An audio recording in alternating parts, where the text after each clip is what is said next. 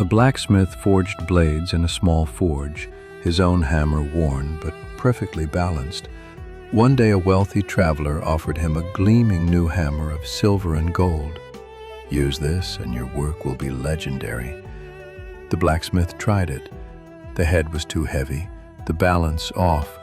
He returned it politely. The traveler laughed.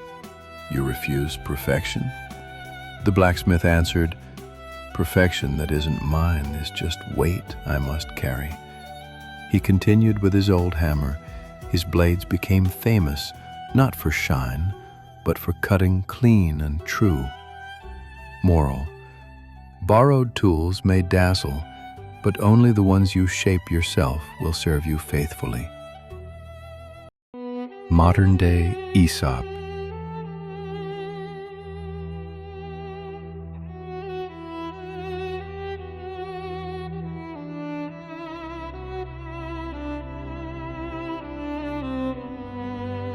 Subscribe for more ancient wisdom for the modern world.